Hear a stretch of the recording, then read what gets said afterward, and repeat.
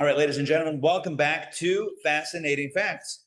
And as the name of the course suggests, this is all about the most fascinating facts in Judaism. We've gone through two lessons. In our first lesson, we looked at biblical myths and misconceptions and mysteries. In our second lesson, we looked at misconceptions, and I don't know if it's mysteries, but maybe more like deeper insights into the Jewish life cycles. And this week, we pivot. I like that word. We pivot from the natural cycle of life to the supernatural. Saw what I did there? We pivot to the supernatural. Angels, miracles, blessing, curses, evil eyes, red strings.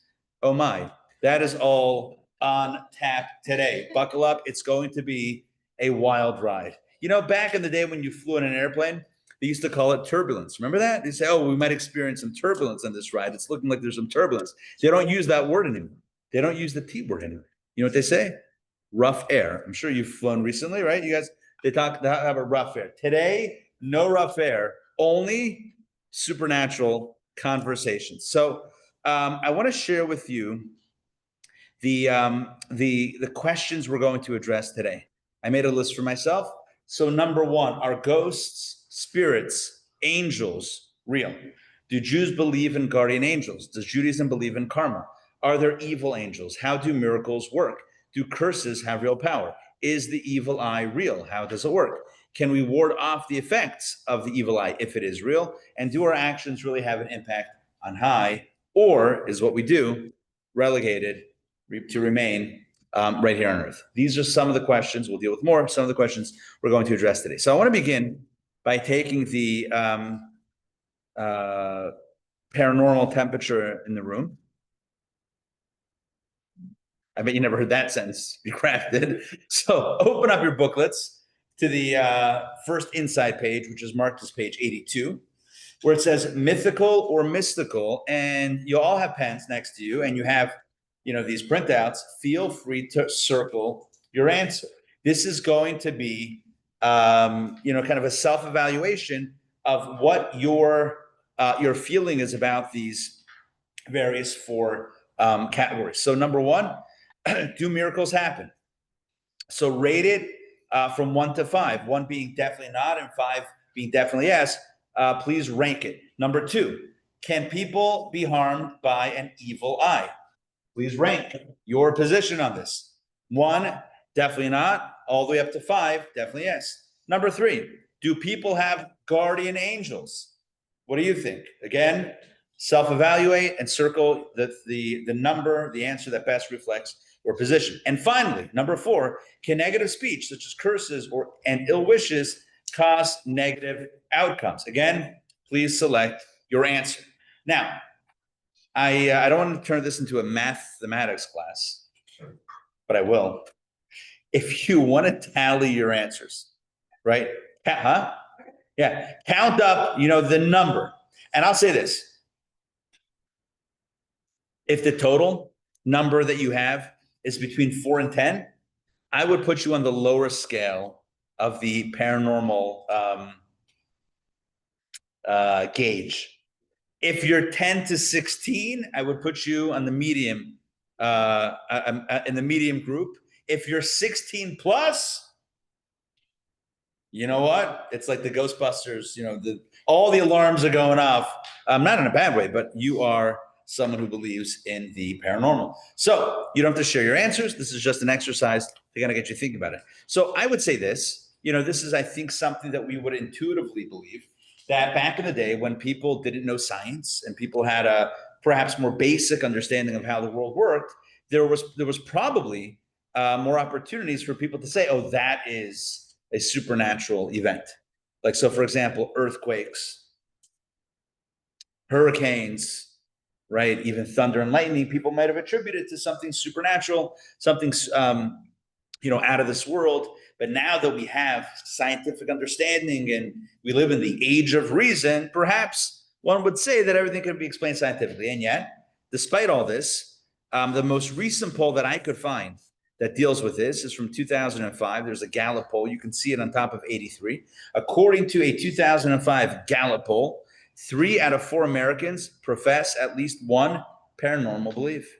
So even though we live in an age that celebrates science and reason and understanding and things that make sense and not things that are relegated to belief or paranormal belief, nonetheless, 3 out of 4, 75%, I think it's about 74%. 74% of Americans say that they have at least one paranormal belief. And I would venture to say that out of everyone in this room, I would probably put the number as well. Probably 3 out of 4 of all of us here will have at least one of these paranormal beliefs that we hold to be true.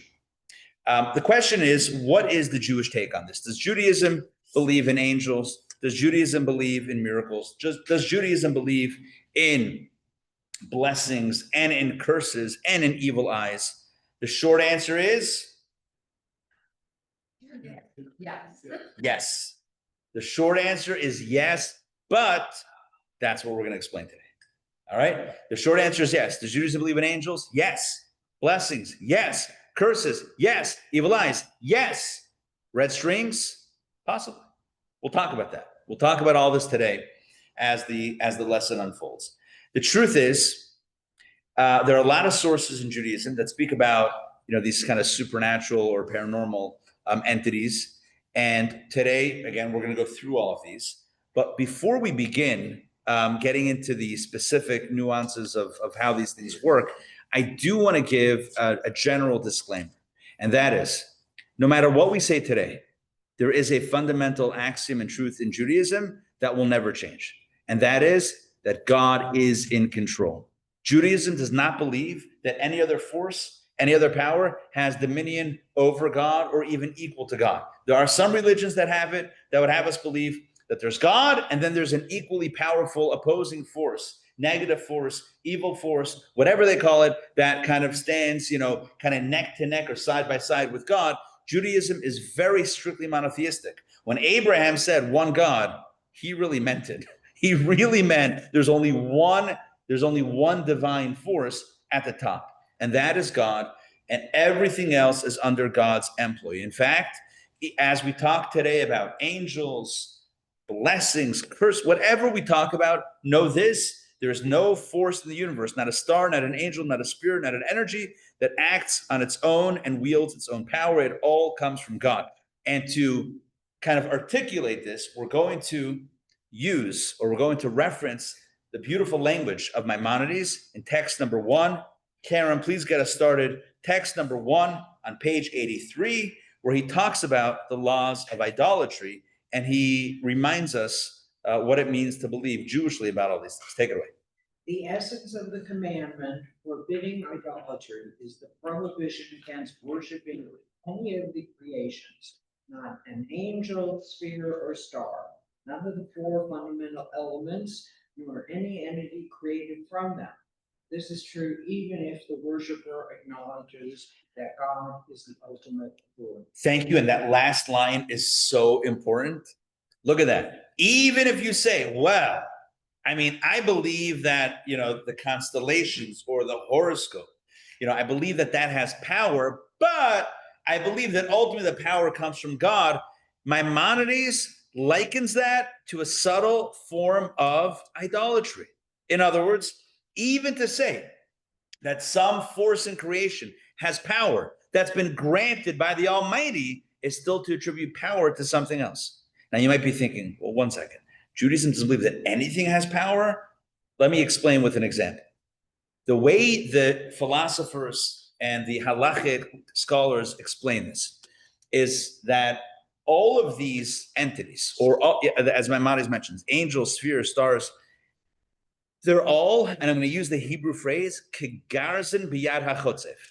It's all like the axe in the hand of the woodshopper, which means like this. Does the axe have power? It's a tool, right? Give you another example. Let's talk about art. Picasso, Rembrandt, right? They're painting a masterpiece. And then you go over, you see Rembrandt and you see him in a cafe and you're like, hey, tell me, I see you make some nice art. What kind of brush do you use? What's your brush? Because I want to get the same brush. What will he think of that comment? Also, right? What else? It's a little bit arrogant because you're implying that if I only had the same brush, it's all I need. All I'm missing is the brush. It's like Aaron Judge, baseball player. It's like, what kind of bat does he use? Just wondering, asking for a friend. Like, what kind of bat? Like maybe batting gloves. Maybe I'll use those batting gloves. At some point, we have to recognize that the tool is only as effective as the one who's wielding the tool, right? The paintbrush is not creating the art. It's the artist creating the art using the medium or using the tool of the paintbrush. So the woodshopper, again, going back to the original language of our sages, kigaras be'arachotzev means that all of the entities in creation, kind of in between God and us, all of these things that people have worshiped, the sun, the moon, the stars, the constellations, whatever it is, all of these are only a tool or tools that God uses, but they don't have the consciousness, the decision making. They don't have that type of volition on their own. Does that make sense? So now, imagine, if you will, this is an imperfect example because I'm going to use a human being as an example, and human beings do have free choice, which we'll talk about soon. So it's an imperfect example. But imagine you're a kid, and it's your birthday, and the mail delivery person comes to your door. They don't come to your door, but imagine they do, and they deliver the mail. And you see in the mail is a letter. It's an envelope you can see it's a card, and it's addressed from your bubby. And every year your bubby sends you a card. It's a wonderful card with a nice message and a little bit of gelt, a little bit of spending money at the candy store, the ice cream shop, right? And you're so excited. So what do you say? You say, thank you. You tell the mail delivery person, thank you so much. How did you know it's my birthday? What are they going to tell you? Sugar? Like, what are you talking about? It's your birthday. I'm just delivering the mail. Just the messenger. Now, the difference is, this is not a perfect example, because the mail carrier could decide to dump all the mail. And sometimes it happens to dump all the mail in the, I remember hearing the story a few years ago. I don't remember where. Some guy was taking all the mail, he was a delivery, and he dumped it in like a sewer or something. I don't know, just dumped it. And that's people don't get their mail. It happens sometimes, some bad actors. What's the point? The point is that you recognize the difference between the actual sender or originator and the one who's just doing the delivery. Another example, you're at a restaurant and it's an amazing meal. And you thank the waiter profusely. Thank you so much. It was the best meal I've had, in a long time. How did you make the food? What's the waiter going to tell you? Let me bring up the chef. Yeah, you got the wrong person. You got to speak to the chef. The stars, the sun, the moon, the stars, the constellations, all of these things are delivery mechanisms. They don't have the features. Now, could someone look into the stars and discern what's coming their way? It's possible. Going back to my baseball analogy, if you're the best hitters in baseball, not only have the best, athletically are the best, they also have the best eyes. And a lot of them can see when the baseball leaves the pitcher's hand, the rotation on the ball, how it's spinning, to know what's going to happen to the ball in the next, point whatever second. Is it going to stay? Is it going to dip? Is it faster? Is it slower? They have good eyes. So if you can see, sorry, I'm going to do a bit of a deep dive. I'm going to nerd out just a drop here. I don't know if anyone here is a baseball fan, but if you are, you might have noticed that some broadcasts now, they even have, like, instantly, they tell you how fast the pitcher threw the ball, and they'll tell you also what kind of pitch it was. Instantly. Slider, fastball, curveball, sinker. They're telling you what pitch it was. And I'm thinking to myself, how's that possible? The pitcher throws it, and instantaneously, somehow, it's being read. Obviously, they're using, high definition cameras and computers that are able to see these things. I don't think it's somebody saying, oh, I think that would take too long. This stuff is happening instantly. The point is, whether it's a person seeing or, a computer seeing, if you're able to see what's coming your way, you're going to know what's coming your way. But it's not that the hand decided the pitch. The pitcher's brain decided the pitch. The hand threw the pitch, but it's the pitcher himself, the brain that decided the pitch. We have a lot of analogies here, but the bottom line is Judaism is strictly monotheistic, does not ascribe any power, any real power, or even any managerial power to the sun and moon and stars. They're just a delivery mechanism, or even on a simpler level, like the axe in the hand of the woodchopper, the brush in the hand of the artist, not doing their own thing, but rather being employed by God. However, with all of that in mind, Judaism does ascribe power. I don't know if the right word is power, but Judaism does ascribe significance to one other actor in creation, and that is human beings. Human beings, since God endowed us with free choice, God has given us the ability and the power to determine what type of energy flows down to us. Not that we are the source of that energy. God is the source, and there are mechanisms, there are channels that we spoke about, the sun, moon, and stars constellation. Those are the channels that, I feel like I should pause here for a second. In Hebrew, the word for constellation is mazel. You might have heard the word mazel tov. In fact, the origination of the phrase mazel tov is that we wish that somebody who's a pregnant mother, etc., who's about to give birth or going to, pregnant, we say mazel tov, your baby should be born under a good mazel, under a good constellation. Or we'll wish a couple that's getting married mazel tov in advance that you should get married at an auspicious time, again, under a favorable constellation. So mazel is employed. It's now been co-opted. We say mazel tov as congratulations. That's not what mazel tov actually means. Mazel literally means constellation. Tov means good. It means it should be under a good star, etc. But we don't believe that the stars are controlling, they're just delivering.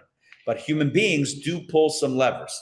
We're not at the top, we're not even in the middle, we're at the bottom, we're on the receiving end, but we still pull some levers. Let's take a look at this from the Zohar. Classic work of Kabbalah, text 2a. Mindy, please read this one. By the way, if you ever wanted to take a text from Zohar, from Kabbalah, cut it out and paste it on your fridge or something, this is the one, text 2a.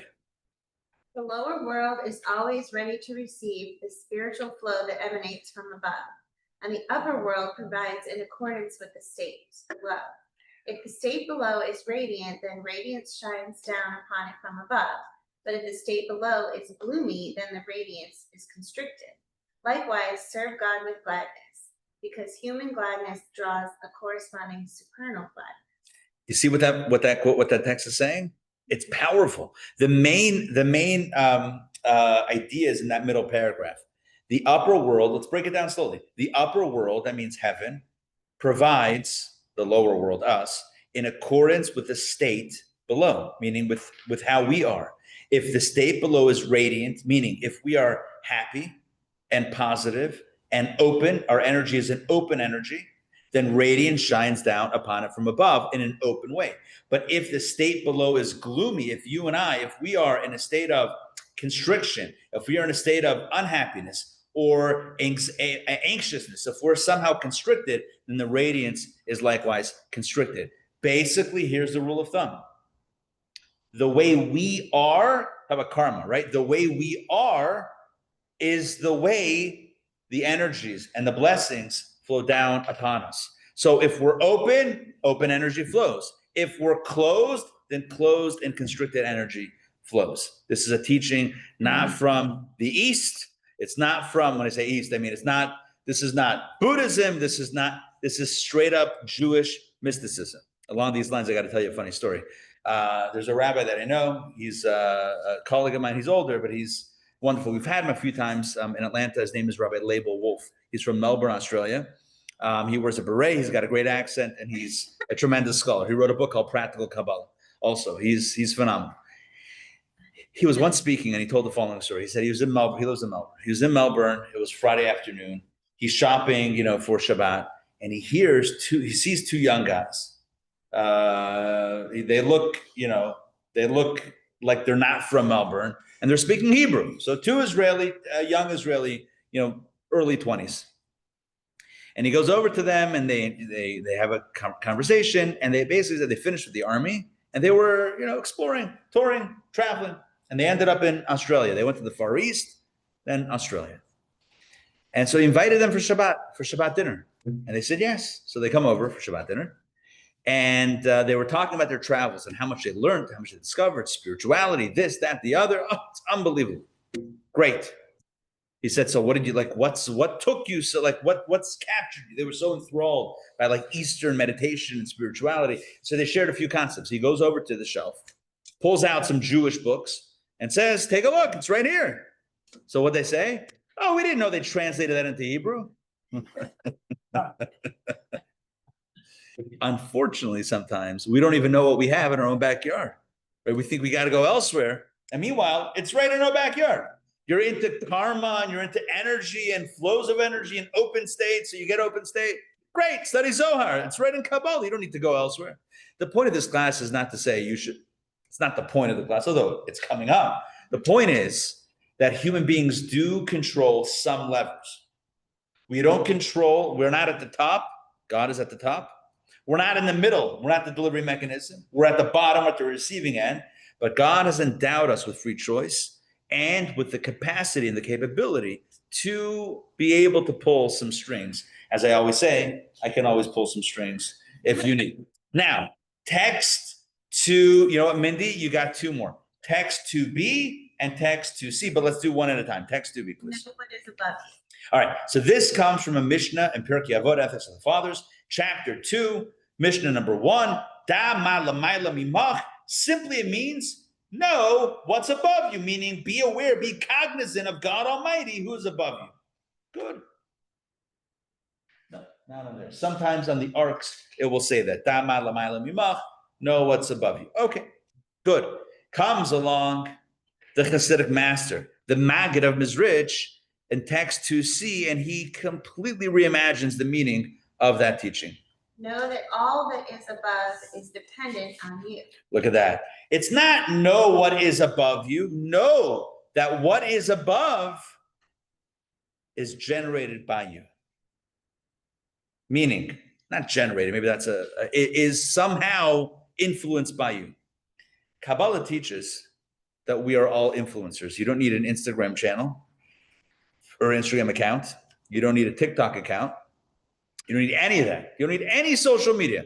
You are an influencer. I am an influencer. We're all influencers. The way we are has an impact above, and that comes down below. The best example I can give for this concept is the water cycle. Remember learning this in school? There's evaporation, condensation, and then precipitation. So the way it works is, right, what lakes and oceans, right, that evaporate, it heats the world, the earth is warm, it heats up, the water evaporates, it then gathers in the sky and condensates, forms a cloud, and then it precipitates, then it rains. So basically what goes up comes down. The same thing is true spiritually. It's the law of spiritual gravity, right? What goes up comes down. Anything that comes down, it came from up there. But what came from up there is also come from down here. So we have an influence. We are not the creators. There's only one creator. We do not have power equivalent to God. Again, monotheism is very strict. The angels don't have, the angels, the stars, the sun, the moon, all that, they don't have their own power. But human beings have the ability and the capacity to control some of the levers. And that is that is a responsibility we carry. Why is it and how is it that we have such immense capability? Well, Donna, please read text 3a, a quote from Genesis that speaks about the majesty of the human being. God said, let us make man in our image after our likeness. Thank you. Now let's focus on that phrase. I've been asked so many times this question. What does it mean when it says, let us make? God said, let us make man. Who's the us? Who's the we? If there's only one God, is there like a building committee, a creation committee? Who's like, what's happening here? Is there a board? Who's the us? Now, some commentaries say yes, there was a board. The angels were the board. God says God's consulting with the angels. Let us make man. But there's what I think is a more magical explanation. Please continue one more text 3b on the next page. Yeah. When creating man, God said, let us create man together with the aforementioned earth. The earth will produce the human body from its elements, as it did in the creation of the animals and beasts. And as it is written in Genesis, God formed man from the earth. That was what was the great news. And God will imbue the body with the soul that emanates from the divine utterance. As it is written, God blew into his nostrils the breath of life. And God said that man would be in our likeness and in our image, that is, in the image and likeness of both God and earth. For man is similar to them. His body is similar to the earth from which it was taken, and his soul is similar to the higher realms, where it is immortal and Corporeal. Yeah. The following verse concludes, in the image of God he created him, emphasizing the wondrous exaltness of man in comparison to the rest of creation. Thank you. Now, this is all from Nachmanides, not Maimonides. Nachmanides Ramban, who is basically, and he's a famous biblical commentary, philosopher, astronomer, and he was also a mystic, a Kabbalist. And so what he's writing is essentially that the us of let us make man means that human beings are created with a little plurality, a little diversity. Human beings have a body from the earth and a spirit and a soul from heaven. We have both elements. You see, most creatures are either of heaven or of earth. Like angels are of heaven. Animals are of earth. Not that animals don't have a spirit, but not to the same extent that humans. Humans have a very interesting blend, a perfect blend of 11 herbs and spices. I'm kidding, that's a different recipe. But a perfect blend of heaven and earth. A little bit of earth, a little bit of heaven, a body and a soul. We are an amalgam, we're a mixture, combination of these two elements. And because of that, even standing on earth, we can pull some levers above. So when we're again, just circling back, when we're in a positive disposition, positivity rains down upon us. If we're in a negative disposition, I don't want to finish the sentence, but it could be negative. And we all know this to be true, even on a human level. If you walk into a room and you're in a bright mood, you're in an open mood, people will gather around you. If you're in a closed mood, people are going to stay away from you. Well, how do they know? Because you can pick up on the energy. That's just the way it is, right? That's just the way it is. If you walk into a job interview and you're positive and you're confident, you're more likely to get the job than if you're anxious and tight and not so confident. It's just the way the world works. It's the way humans work, and it's the way the cosmic system works as well, according to the teachings of Jewish mysticism. Make sense? All right. So that's a little bit about how it works. The way we are influences above, and that is what ultimately comes back down to us. But yes. Just on the concept of us and together, like we created man together, God and the earth. I always think of like, well, that's the first man, but like when a new baby is conceived, I always think of the partnership as us because it's part the mother, part the father, and part God. Correct. That partnership is still plural. It's not only God or only the parents.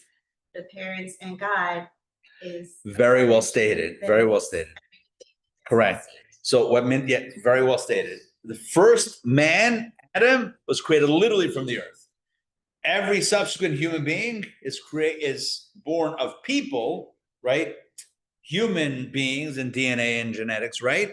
But also imbued with the soul. So that would be the heaven and the earth, or the earth and the heaven dynamic. Good. Now let's talk about angels. So before we get into angels, I'm going to ask the following question, and that is, well, how does what we do, say, or think here below actually reach the heavens? We said the way we are below, meaning our thoughts, our words, our actions, our disposition, all of that reaches the heavens and then comes back down. What's the delivery mechanism? How does that actually work? So Kabbalah teaches that that is the role, one of the roles of angels. Angels carry up. It's like, I don't know, it's like, like the way the internet works, like packets of information are flowing, uploading and downloading, like we're sending, we're getting. So it's like the angels are carrying the packets of information from us above to above, and then the blessings or whatever comes back down from above to below. Angels are carrying back and forth.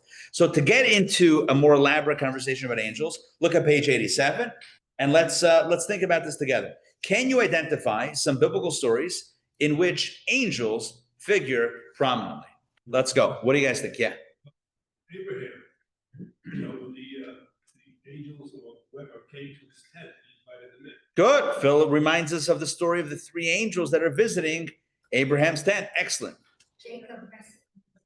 Excellent. Jacob wrestling. Is that what you were going to say as well, Dan? Okay. Jacob wrestling with the angel. What else? Jacob had another story of angels. What was it?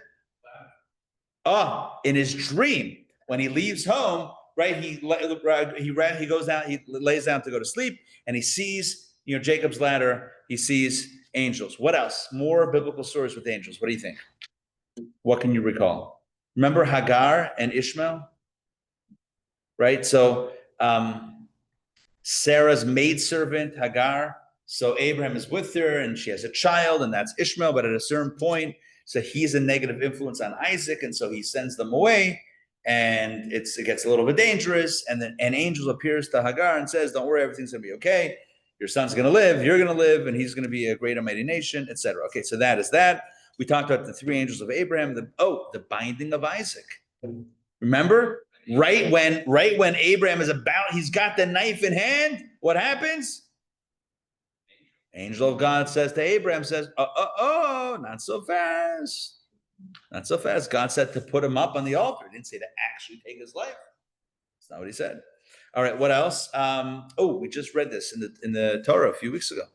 Balaam and the donkey. Remember that? So he's riding the donkey. He's on the way to try to curse the Jewish people. It doesn't work. Spoiler alert. Sorry. On the way, his donkey keeps on stopping. And he's beating it, he's whipping the donkey, and eventually the donkey says, like Shrek, "Why are you hitting me?" He's, "Because you're stopping." And then Balaam finally see his eyes are open, that in front of the donkey was the image, or was an angel with a sword. And that's why the donkey had been stopping all these times, and he hadn't seen it. By the way, there's a reason for that story. The one thing we say about Balaam is his hubris, his arrogance. Like, I'm going to outsmart God and curse the Jewish people. Bro, your donkey can see more spiritual things than you can. Like, your donkey saw the angel and you didn't even see the angel. Like, talk about a wake-up call to a guy who thinks he's, all that and then some. Anyway, Samson's mother. Remember Samson? The guy with the long hair, right? Shimshon Hagibar, Samson the Mighty. So his parents couldn't have kids. His mother was out, I guess, out in the field. Just out in the, out somewhere. And an angel appears to her and says, "You're going to have a child. And this very special child. Number one, because you're a Jewish mother. So of course your child is special. I'm kidding. But you're going to have a very special child. You should treat him like a nazir, no wine, don't cut his hair, like special attention to his purity, etc." And she tells her husband, and her husband says, he kind of doesn't believe her. And so the angel comes back the next day and then tells him, and he's like, "Oh my gosh, it's crazy." And then the angel disappears. And then he says something like, "We just saw an angel of God. We're for sure going to die." And his wife says, to me, the most reasonable thing in scripture.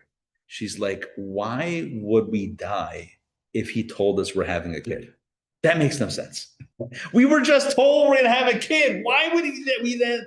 It's just so reasonable, like, and all this stuff. All right, I'm getting too excited. So all of these are stories about angels.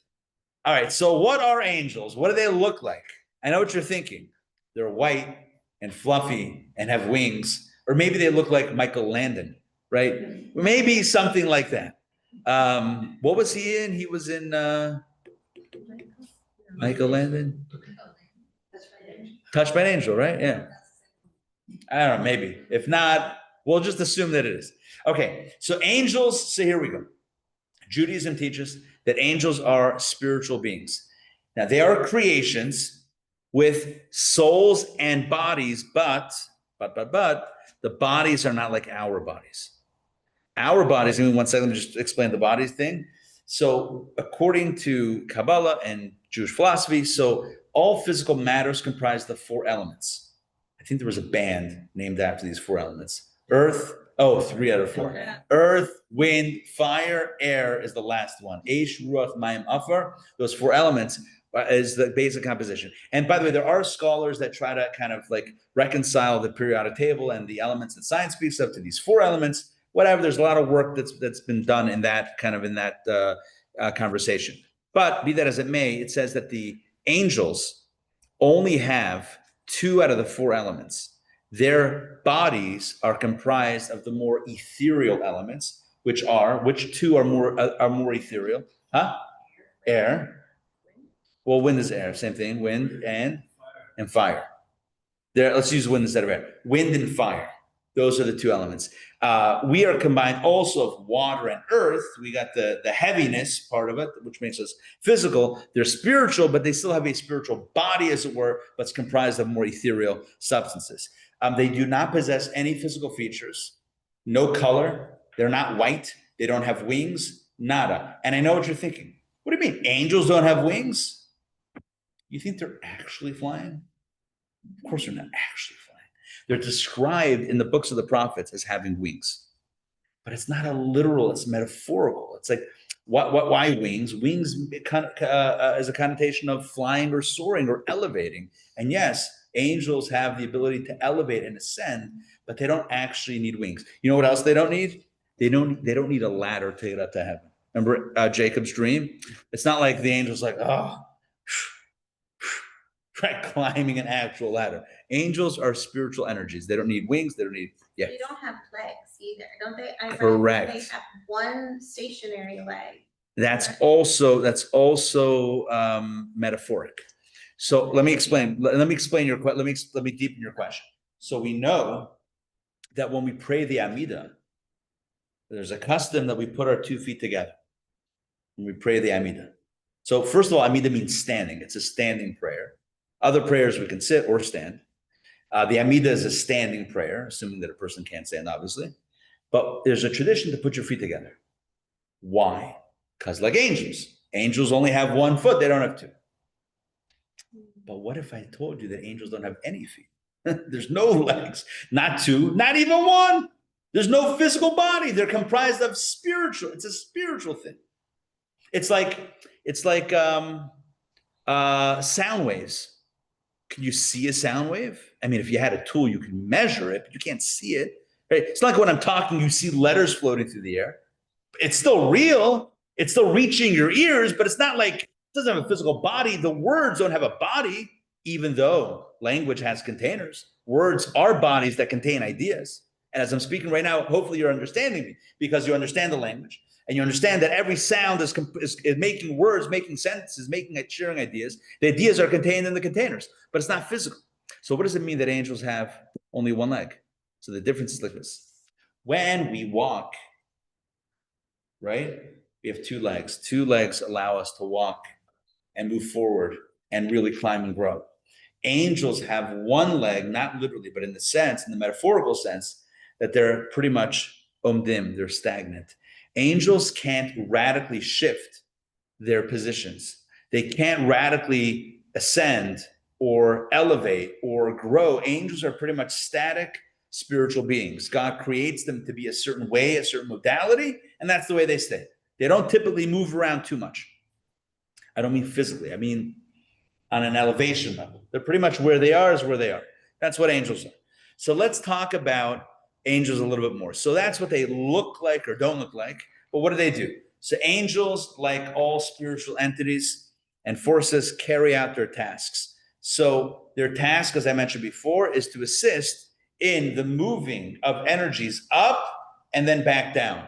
So our actions, our words, our thoughts move up the ladder, move up the chain to the heavenly realms, and then it brings the influence back down to the earth. So angels are on the assembly line between heaven and earth, moving stuff up and moving stuff down. Our energy up and the spiritual energy back down. There are different types of angels. There are anonymous angels. There are famous angels. There are angels that are considered to be leaders of other angels, like Michael, Gabriel, Raphael, Michael, Gabriel, right? Raphael. not the Teenage Mutant Ninja Turtles. That's a different Raphael, right? So Michael is the angel of kindness, Gabriel the angel of justice, Raphael the angel of healing. These are some archetypical or prototypical angels. There are groups of angels that are in these camps, but those are the names that we typically ascribe to those angels. In Kabbalah and in Scripture, we also read about the Ophanim and the Seraphim and the Chayot HaKodesh, different types of angels performing different types of tasks. There are angels that have ongoing missions, and there are angels that are one-trick ponies. They come into existence for only one purpose, and then they blip out. One thing we do know about angels is that typically one angel will not have very different tasks. They're not really good at like multitasking. They might do the same task multiple times, but not radically different tasks. We know this from the angels that came to Abraham. As was mentioned, I think Phil mentioned, 3 angels came to Abraham. Why 3? Why not 1? Well, there were 3 different things that had to happen. And one angel cannot perform, a separate, multiple missions or multiple missions. So there was one angel that came to heal Abraham. This is right after his Brit Milah, his circumcision at 99. One angel came to overturn the cities of Sodom and Gomorrah. So there were different angels, different tasks, and thus they affect different things. Sometimes angels come to earth, very rarely, and they assume human form, as we have stories in Scripture about that. And now I want to talk about one final category of angels, and those are guardian angels. You might ask the question, does Judaism believe in guardian angels? The answer is yes, but maybe not exactly the way we had thought. All right, text number 4. Carol, please read text 4 on page 88. Person who does one mitzvah is given an angel. One who does 2 mitzvot is given 2 angels. One who does all the mitzvot is given many angels, because it says, he will assign his angels to you. Who are these angels? They are the ones who guard the person to get his promise. Look at that. Every time you do something good, right? What's a mitzvah? A good deed. Every time you do something good, you get a good angel. And that good angel serves as a guardian angel to help protect you. Now, how long does it last? Is there an expiration date? Do they hang out for like the first 30 days? Is it like an Amazon return after 30 days? Like, oh, sorry, you get store credit? Like, how does that work? So the answer is good angels are eternal, which means that right now, if you and I should probably, if I was less honest, I would make some like 3D glasses or something and say, these can see guardian angels if you look the right way. Kidding, never do that. But the point is that, if we had the right lenses, theoretically, we can't, but if we had the right lenses and we would look around, we would see so many angels around each of us, right? Different types of angels for the different mitzvot that we do, yeah. Different angels. Oh, one second. They usually don't come down to earth and assume physical form. These are not assuming physical form. They're spiritual energies around you. Like we might call it, or people might call it, an aura, right? You have an aura. So does Judaism believe in auras, and these things? The answer is kind of, sort of. I don't know what it means in those other spiritual traditions, but in Judaism, it's clear. This is a midrash. This is not even Kabbalah. This is midrash. This is like pretty straightforward classical Jewish text. The Tanchuma, Midrash Tanchuma says, you do a mitzvah, you get an angel. A second mitzvah, second angel. Many mitzvahs, many angels. And they protect us. By the way, the inverse is also true. Not to mention negative things. But if somebody does something negative, there are what's called prosecuting angels. That's why if you're dealing with a tzaddik, like someone who has a spiritual vision, you don't really have to tell them too much about yourself. They can probably see. Hey, it's like there's somebody's coming in, like, a kid does something and, something good or something, maybe the opposite, and they come in and you're like, hold on, I can see something, right? You can just see it on their face. I don't mean in the exact same way, but people that have a spiritual vision, they can see what's going on. Okay, so angels are facilitators, angels are carriers, angels are protectors, but they are not decision makers and they don't have free choice. Angels by and large, you have some very rare exceptions of stories of angels, some angels going rogue, but that's, I don't know. I feel like there's probably an explanation there. But by and large, angels are not granted with free choice. And thus, they don't have the same type of, like I said, with the two legs versus one leg, they don't have the ability to really, propel themselves forward by making good choices, by making righteous decisions, etc. So text number 5, we'll see here about the jealousy. Yeah, go ahead, Ron. Does the energy straight up start happen simultaneously? You're saying instantaneously, like up and down? Sometimes it takes a little while. Everything we do has an effect. There's nothing that we do that doesn't have an effect. There's always an angel, either positive or negative, being created that then represents what we've done and then carries it up and then brings it down. Does it happen right away? Not always. Might take a little while before stuff comes back down, but hopefully eventually we get it. If it's positive. If it's negative, hopefully it gets lost in transit. Like that UPS package from last week. I'm kidding. All right, text number 5. Steve, please take it away. In the upper worlds, the preciousness of this world is well appreciated. Ministering angels called everything one. Amen. Yehi Shema Rabbah, said by a Jew with full counsel. So here, thank you. Here we have a beautiful teaching. Despite how grand and lofty the angels are, they would give it all up for one opportunity to pray. Like we do. But they can't. It's different. They don't have the free choice that we have. They don't have the possibilities that we have, and thus there is a little taste of jealousy. I don't know if that's the right word, but certainly the angels would love to be in our position, but that is not their position. Now, I want to mention and explain that we have not talked yet about miracles.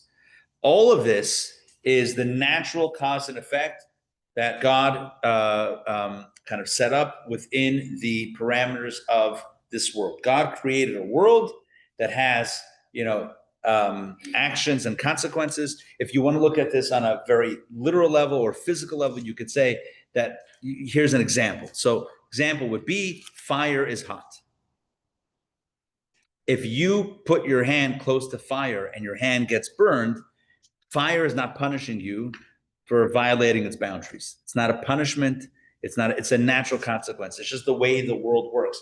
Water is wet, fire is hot. It just is what it is, right? It's just certain things are certain things, right? Human beings can stand up on the earth, but we can't stand up on water. So if we fall into water, you got to know how to swim. That's just the way it is. There's no punishment. It just is what it is. In a very similar way, there's spiritual cause and effect. What we say goes up, what we think goes up, what we do goes up, and then comes down in a commensurate way, and the angels are getting involved. Judaism also believes in miracles.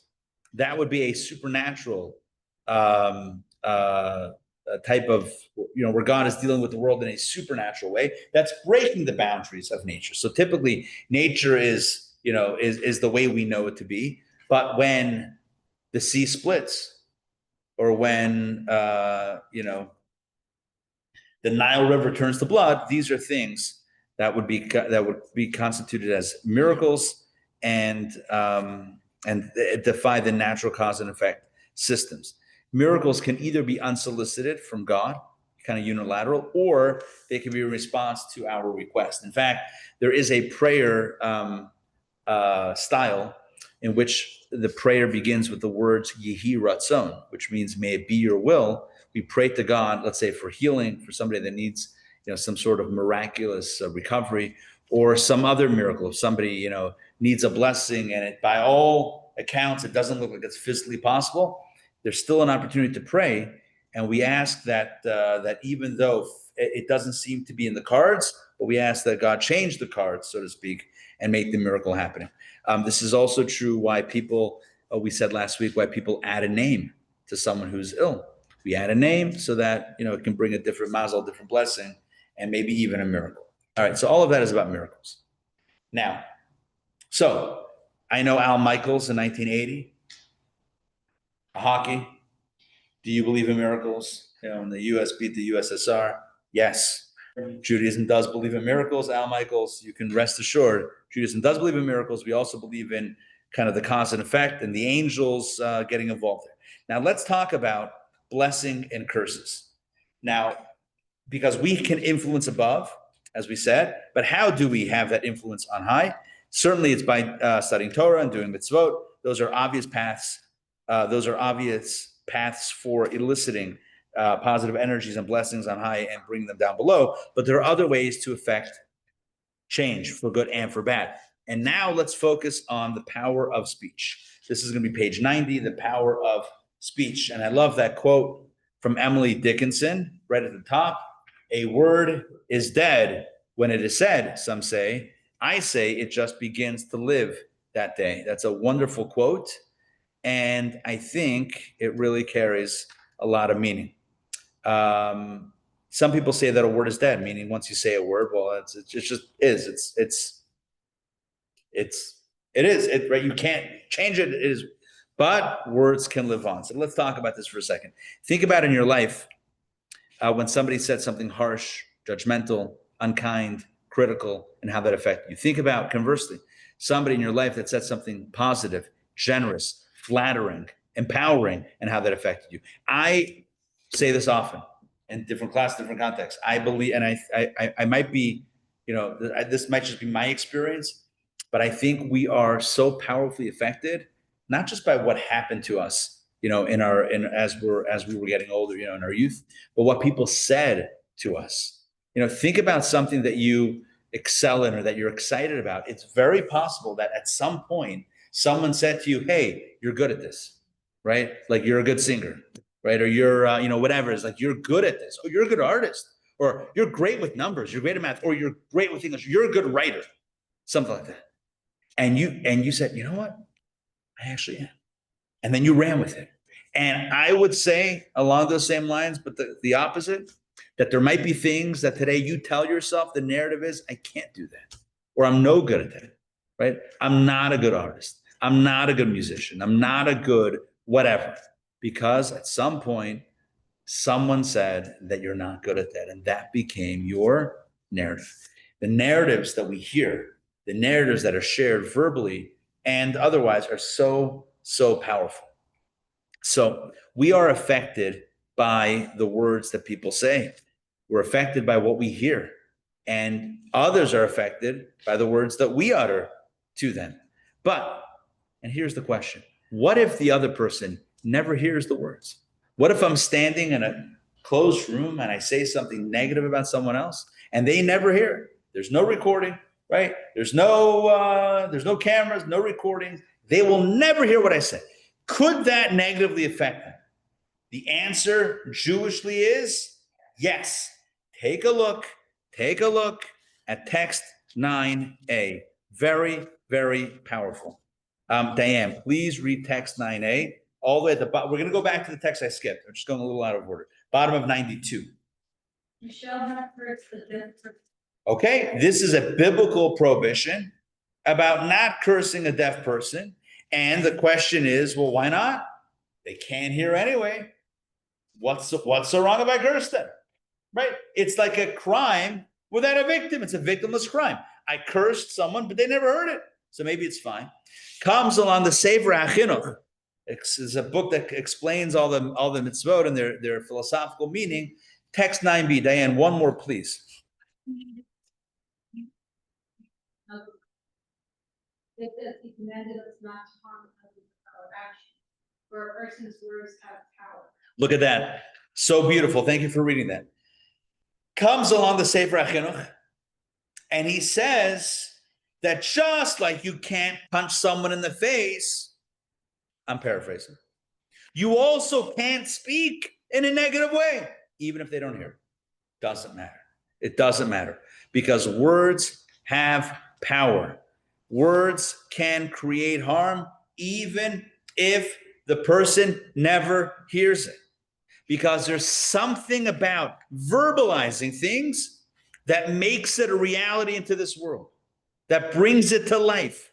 That's why you can have two people working on, discoveries, different parts of the world. They're not collaborating with each other. But once one person develops it, or not develops it, but once one person kind of comes up with the idea, another person might come up with the same idea. Why? Because it was spoken or articulated into being, and it just becomes real. Ron, if you don't mind, please read text number 6, a beautiful, going back to page 90, text number 6, beautiful mystical story. Our master, the creator of Yeah. conceived an original Torah law. He would voice it aloud, although those present could not understand him. He would speak as if to himself.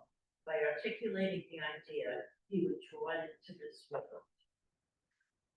Once the idea was present in this world, it could occur to another person, even one at the other end of the world, laboring in the study of Torah and the service of God.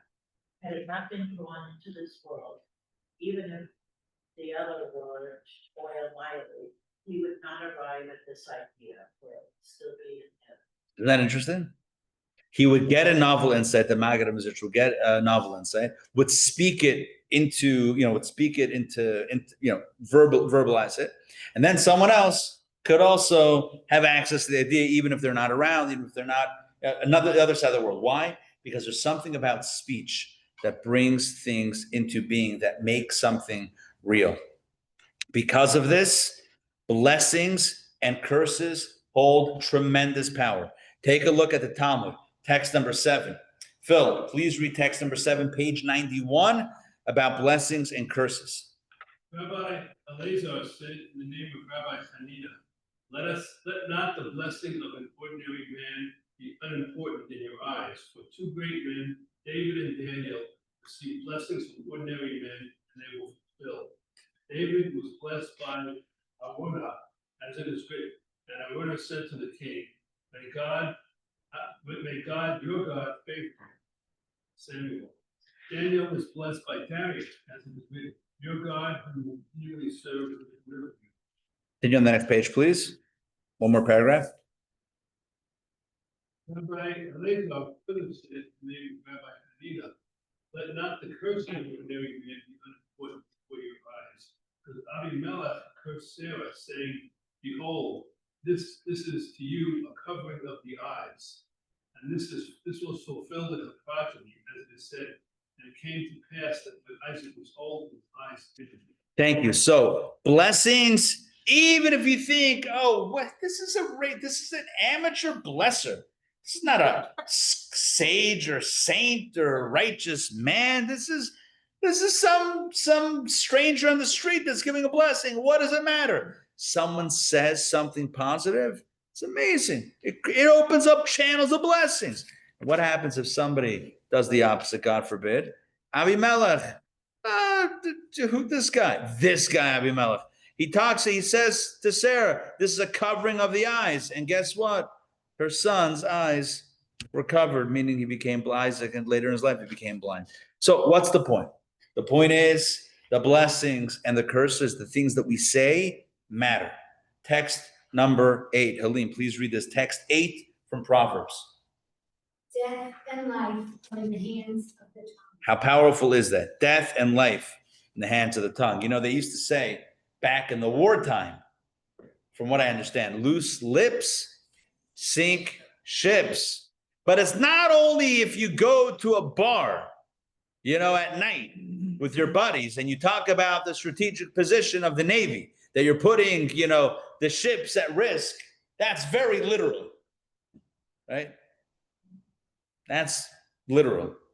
When King Solomon wrote Proverbs, and he says, Mavet v'chayim biyad lashon, that death and life are in the hands of the tongue, he also means that the things that we say matter, even if the person never heard what we said. By speaking something, you create it to me. Did your mother ever tell you, we don't speak like that? Ever happen? A Jewish mother said, we don't speak that. Don't say that. Don't talk about negative things. Ayin heart. We'll talk about that soon. You don't say the negative things. Don't say negative things. We don't want to verbalize, articulate, bring into reality negativity. On the contrary, only positive stuff. I'm going to read some text now. Text 10a. Look at that. We got everybody in. We bat around the batting order. All right, text 10a. This is from the Talmud.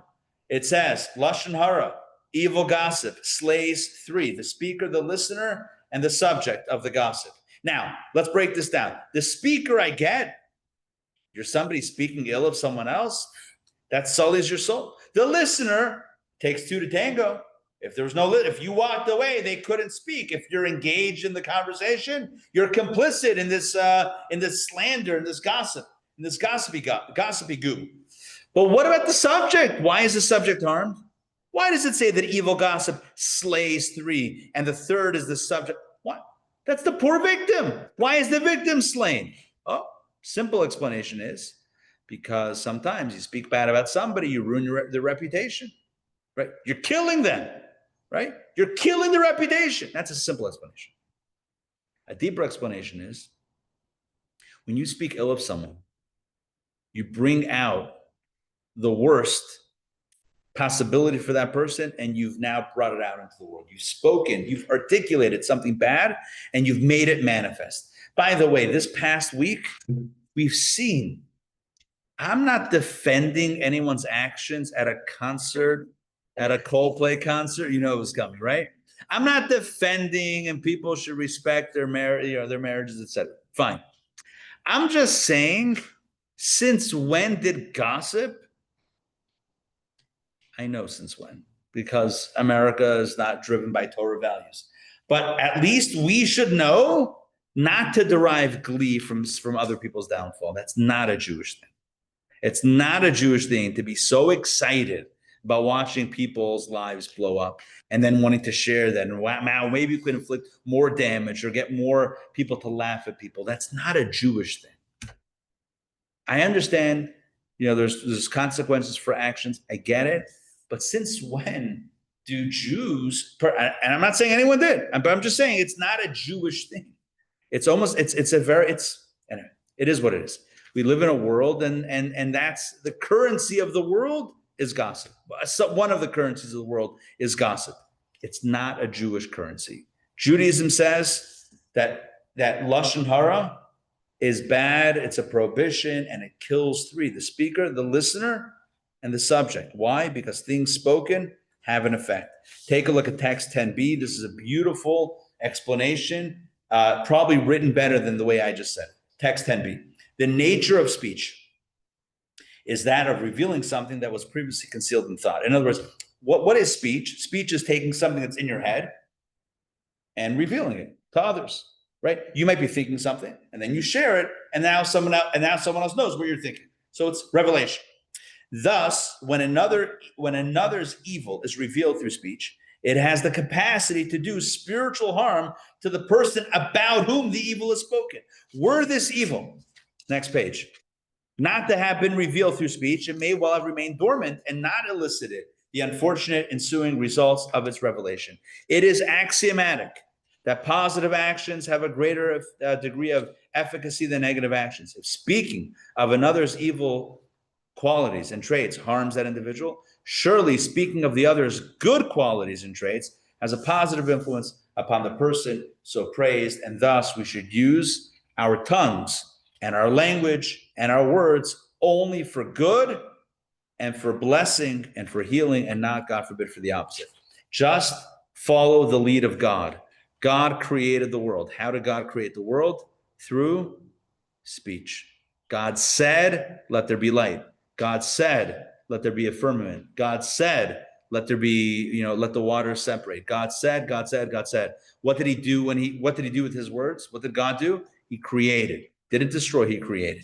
We should use our words for creative purposes and not for negative purposes. So to summarize this section, maybe you're wondering why we're talking about all this. Because today is all about the paranormal. Does Judaism believe in the power of blessings? What's the answer? Absolutely. Does Judaism believe in the power of curses? Absolutely. And what is that? Wherein lies the power? It's all about verbalization. When you speak something, it makes it real. In Olam Hadibur, in the world of speech, it is now real. Maybe you didn't do something, but you said something. You know what? I'm going to share with you a story. Share with you a story. Story goes back to the Baal Shem Tov. the founder of the Hasidic movement. He was a mystic, a great rabbi, a great scholar, and a leader of many. And he used to do a lot of traveling back in the old country, back in Russia and Eastern Europe. He did a lot of traveling. One thing that he did was he used to go to some far-flung communities or even farms and just keep the Jewish spirit going. And it was very depressing times. And obviously you couldn't, there was no mass media. You couldn't text everybody, couldn't put out a video. So he went around town to town encouraging people. Well, he and his students would travel and they would end up in different synagogues. One time after the morning service, there were 2 Jews that were there in attendance at the synagogue that got into an altercation. And it was a verbal altercation. And it seems like, it was some dispute was going on. And the one guy says to the other guy, "I'm so upset at you, I'm going to rip you apart like a fish." That's what he said. Why did he say that? It sounds weird. Who would say that, like a fish? I don't know. That's what this guy said to the other guy. The Baal Shem Tov said to his students, they were on the side. He said, "Everyone stand in a circle and hold the hand of the person next to you." And he was the last one and he completed the circuit. And right when that circle was completed, they saw as clear as day a vision of the one guy literally ripping apart physically the other guy. They all shrieked in horror and dropped each other's hands, and the vision ceased. And the Baal Shem Tov told the students, anytime you say something, you're creating a reality. Now, you and I know that when you do something, you create a reality. If I bend a piece of paper, it's bent. If I say it didn't happen, but it does happen.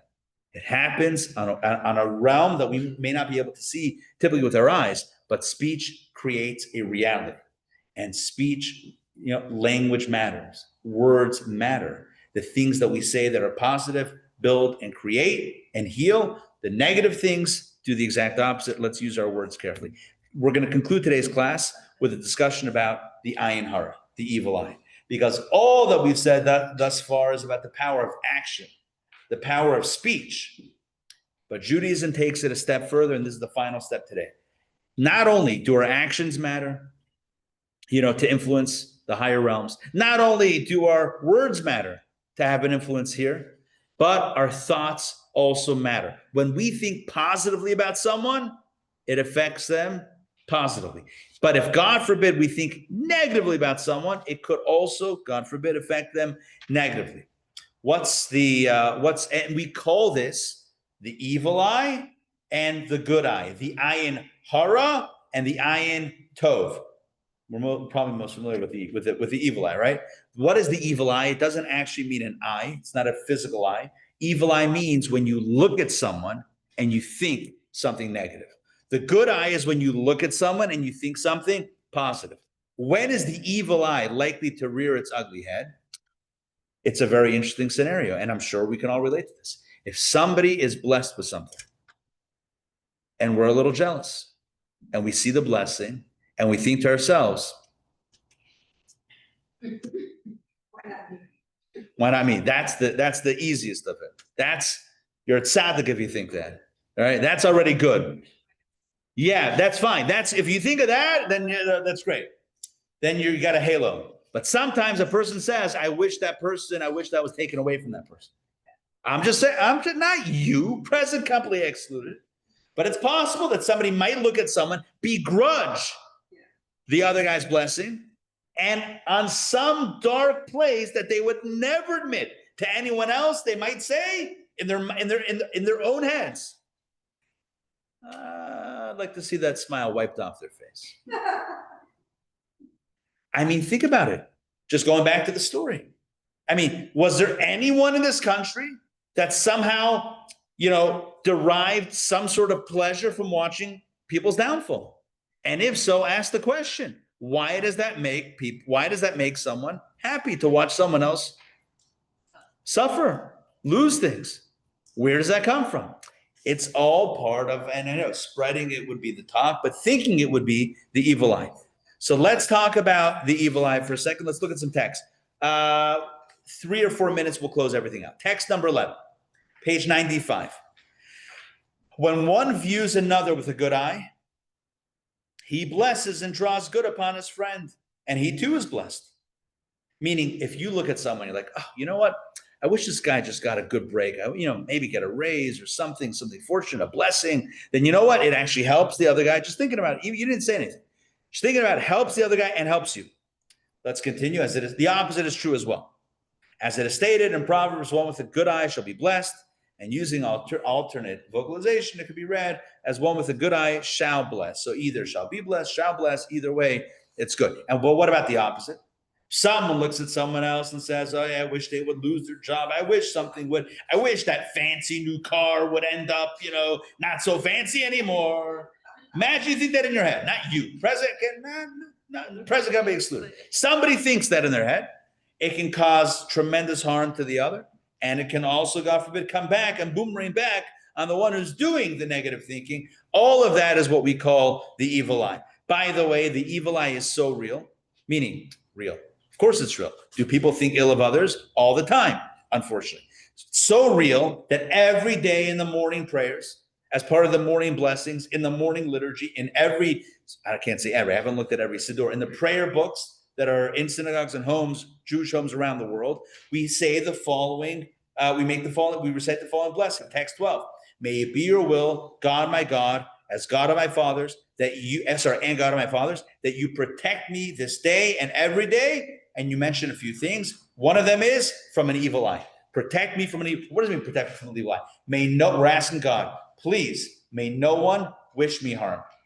May no one look at me and want me to fail, want me to fall, want me to experience sadness, disaster, curses, etc.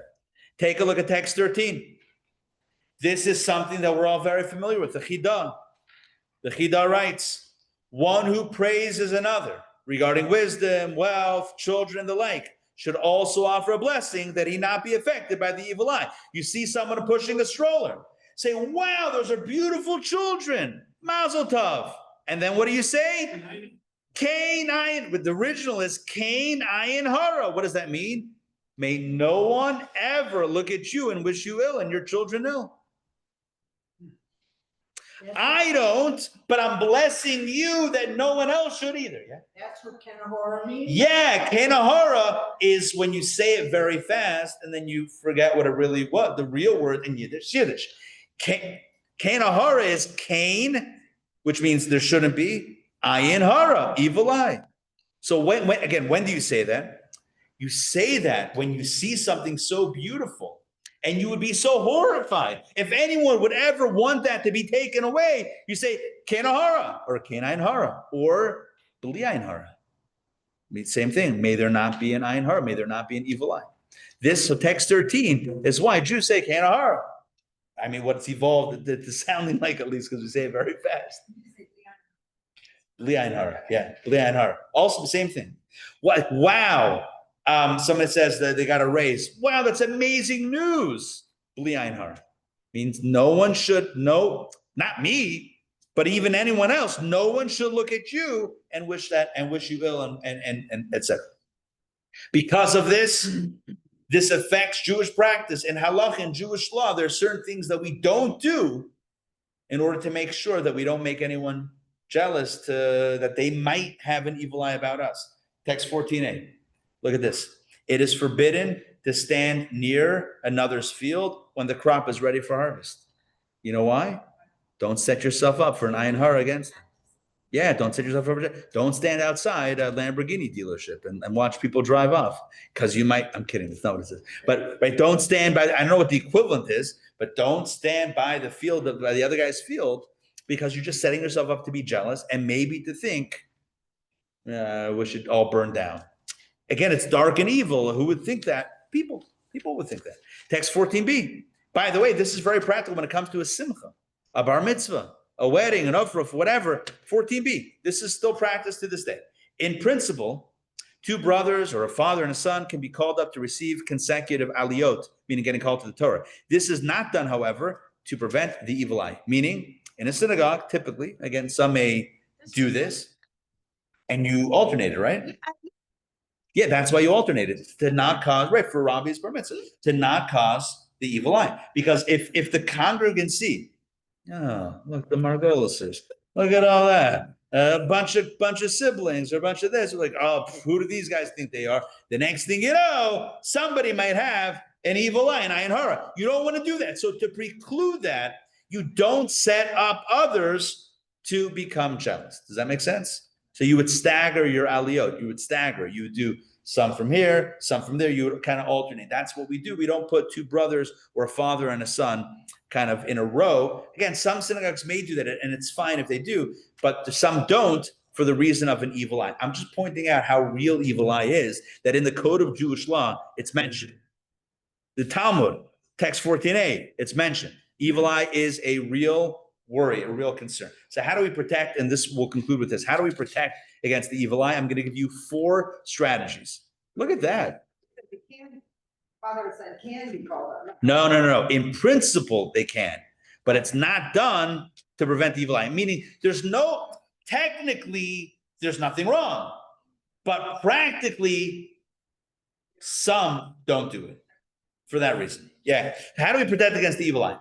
4 strategies. Can you imagine? I'm not even selling a red string today. 4 strategies to prevent or to protect against the evil eye. Number 1, don't flaunt your blessings. Don't do the things that would cause others to be like, oh, look at them. They've got all these things. I wish they did it. Don't set others up to maybe have, God forbid, an evil eye about you. Meaning, live modestly. Text 15 from the Talmud, page 97 at the bottom. Blessing is only found in something hidden from sight. That's why many people have the custom not to announce a pregnancy. You ever heard that custom, Jewish custom? Right? Someone's pregnant until it's until you can't not.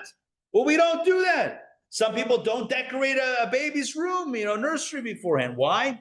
Because bracha mitsuya bedavar hasami min ha'ayin. Blessings flourish when no one's looking, when no one's evil eyeing, when no one's like when no one's thinking ill. You don't want anyone. They can't think ill if they don't know what's happening, right? No one can cast an ayin hara if they don't know what's happening. Okay, that's number 1. Number 1, modesty. Hasney leches, go quiet. Number 2, you have a good eye. Meaning, you want to kung fu block an evil eye. Be the one that is emanating good eye energy. What's good eye energy? Text 16. Take a look at this one, top of 98. One who is generous. That doesn't mean with financially. That means about others. One who's generous and possesses a good eye is not affected by the evil eye. If when you look at someone else's blessings, you're genuinely happy for them, and you're not like ruminating with bitterness about yourself and then about them. If you're genuinely happy for them, then you will ward off the evil eye. You become, saturated with positivity that negativity can't come in. Number 3, third strategy. Third strategy is do a mitzvah. When you do a mitzvah, you're protected against the evil eye. Take a look at text 17. One should not abstain from performing a mitzvah for fear of incurring the evil eye. For example, one should not hesitate to invite a pauper into his home or to teach Torah in public. For one who observes the mitzvah will know no evil. The mitzvah protects. It is a shield and armor. Don't think, if I'm teaching or if I'm doing chesed, people are going to say, oh, look at that guy. I'll put my name in a hospital. Oh, look at that guy. Don't worry. You're doing a mitzvah. You'll be protected from the evil eye. Good. Finally, number 4. Number 4 is you want to protect against the evil eye. One strategy, the last strategy is don't take it that serious. Text 18. With regard to the evil eye, while it is certainly a matter to take into account, one mustn't be overly concerned. For regarding all such matters, the general principle is one who is not troubled by it will not be troubled by it. And thus, we conclude today's class and the conversation about all things paranormal. Today, we talked about the fact that not ultimately, on every level, God is in control. Right? God, the angels and stars and spheres and constellations, they don't have power. They're all mechanisms. They're all tools that God employs. However, human beings do pull some strings. That's where free choice comes in. We have the ability to control not control, but to influence what comes down by what we send up. If we're open and positive, openness and positivity is going to come back to us. If we're closed and negative, then that might come down to us, God forbid. Then we spoke about the power of our actions. Every mitzvah creates angels. Every negative thing also creates angels. Positive angels, negative angels, guardian angels versus prosecuting angels. We want to create the former, not the latter. Then we spoke about the power of speech and blessings and curses, and the power of our words to create a reality. Even if we can't see it, the reality is real. And then we went even deeper and said, forget about action, forget even about speech, but even what's in the recesses of your mind that no one else will ever know. You will never tell anybody what you thought about that person, and what you even was a fleeting moment, thought that you had, negative thought. That's what we call evil eye. And that's what we should work to not have, to only look positively upon others and wish others positively. That helps ward off the evil eye, as well as the other things that we mentioned. May we always look generously, speak generously, and act generously toward each other. And with that, we should be blessed, us and our families and our loved ones, with blessings that are revealed and open and generous. Let us say, Amen. All right, that's today's class. Thank you very much. Hope you enjoyed it. Next week, listen to this. If you thought today was delicious, just wait till next week, because next week's class is called Taking a Bite Out of Life: Kosher Food Facts and Fiction. The class for foodies is next week. Myths and misconceptions and fascinating facts about Jewish food. I don't know about you, but my mouth is watering already. That's next week. Same bad time, same bad channel. Thank you very much. Thank you. Yeah. Can I just say something? Yeah. Andy and I did a service at 88 and like a rock and roll Shabbat, and we did like a Beatles theme, let's say. Nice. So all the prayers are set to Beatles songs. So one of the ones we did for we did Shalom Aleichem. Yeah. So to let it be. So like let it be, let it be. Let it be. Yeah. So we said, come in peace, come in peace. Nice. Ministering angels, come in peace. Nice. It was so like it Nice. just made me think That I forgot to mention that. Angels. Shalom Aleichem. We're talking about angels the whole. I can't believe I missed that. I mean, that's not a biblical reference, but it's a weekly reference around our Shabbat tables. Right? The angels that escort us, into our Shabbat meal, and we talk about Malachei Hashares. Yeah, ministering angels. in that song. Thank you. Excellent. Thank you. Oh, okay. We'll miss you. We'll miss you. So if you can catch a Zoom, great. If not, I'll send you the recordings. Either way. Yeah, I listened to this week. You got the recordings. Perfect. Okay. All right. Safe travels. Ronnie, great to see you. Thank you very much. It's good to be here.